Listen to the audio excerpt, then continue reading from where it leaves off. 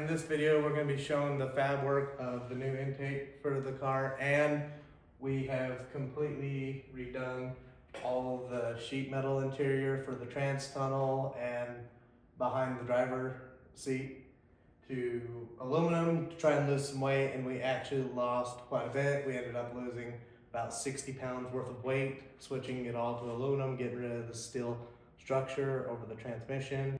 And then we'll show you the intake manifold over here with the new charge pipe on it.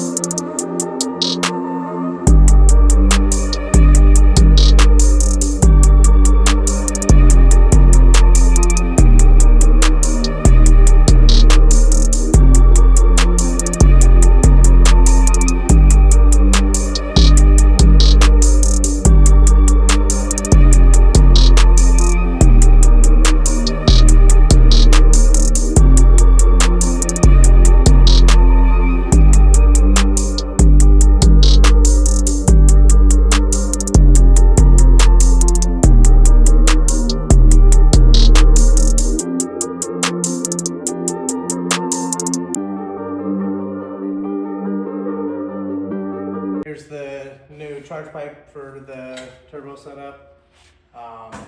We went from our 3.5 inch charge pipe to a 4 inch just because it'll breathe better. Intake's all bolted down. This new Holley intake manifold looks freaking awesome. Same with the new fuel regulator. Thanks again, Holley, for helping us with all this. Sean's about done with the wiring with the car, and the dual injector setup's all wired up. Sean's got the electrical system up in the cowl pretty much done. Everything as far as the main harness is done. All wiring that's left at the moment is we just got to wire up the fuel pump, neutral safety switch, and we might be adding some tire temp sensors, possibly some shock sensors. Let's move on to the stuff on the inside.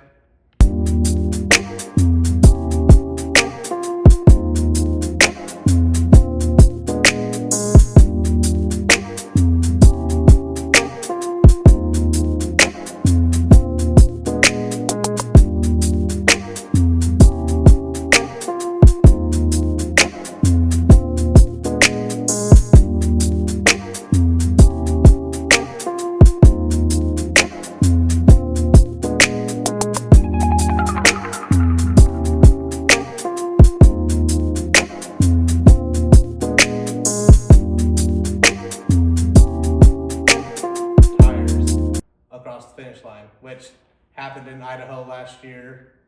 We'll add a video on that one.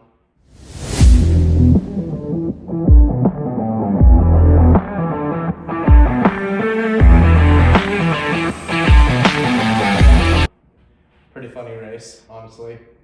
There's a story behind that. We had raced this person the weekend before at Washington at MPK, and we drew them first round in Boise, Idaho, and I was determined to not lose to them again. So when I felt the tires break loose, I just grabbed high gear and hit the scramble and just let her eat. And I got the win, but it was a little bit sketchy for sure. Definitely don't recommend doing that. I was just stupid and refused to lose to that person 2 weekends in a row.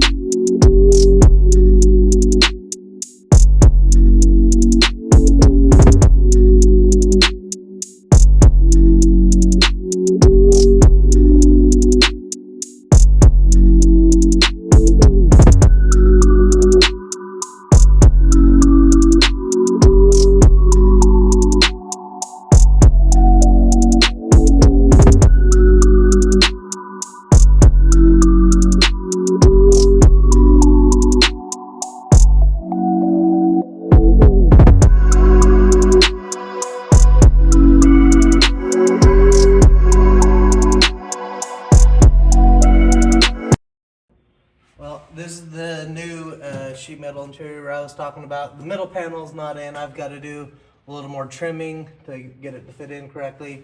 But as you can see, all of our panels are nice, shiny new aluminum. We weren't expecting to lose this much weight. We were pretty surprised when we weighed it all out that we'd lost that much. When we originally built the car, we weren't really thinking about lightweight. So we overkilled the crap out of the transmission tunnel. It actually, when we lost the drive shaft last year, it broke the drive shaft safety loop up in front and was smacking around the inside tunnel, and it didn't even come close to going through. That's how overkill we built it. So that's gone away. Now we're on our aluminum deal. Another thing to add on, got our MMR dump valve mounted and plumbed to the FTI Power Glide. And then we decided to change up our shifter setup from the TCI Outlaw shifter to the Speedmaster 3. Surprisingly enough, we actually lost weight switching shifters. I didn't think we could, but we lost 5 pounds just in the shifter. I was pretty surprised on that. Sean's still got some wiring left to do on the inside, but we're pretty much tied up. We're working on the fuel system right now, finishing that. Hopefully this weekend we'll have that tightened up. Lexan windshield should be getting here pretty soon from Innovative Racecraft. Really excited to get that in. And our doors from Unlimited Fiberglass will be getting here in March. It'll be getting here just in time to get them installed on the car and wrapped. I'm really excited to see what this car is going to do with all the weight loss we're doing to this thing, and plus a little more horsepower with the methanol. Hoping to go 4s this year. Like my primary goal is to at least go 480s. We'll see. I'm sure the car will do it.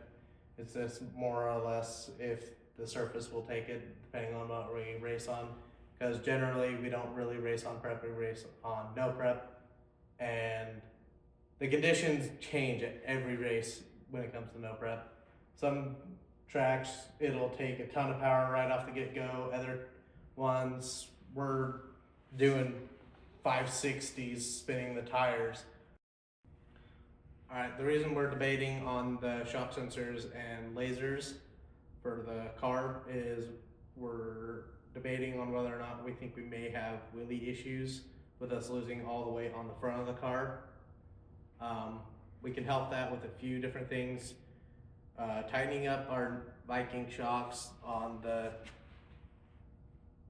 how quickly it separates. Another way we can do it is pulling timing using lasers and shock sensors. Going to the computer, if it sees a certain number, it'll pull timing to bring the front end down. But the problem with that is it also slows us down pulling out that power. So we're hoping we're going to be able to just control the wheelie problem by just tightening up the front end and it not yanking the wheels off the ground so quickly.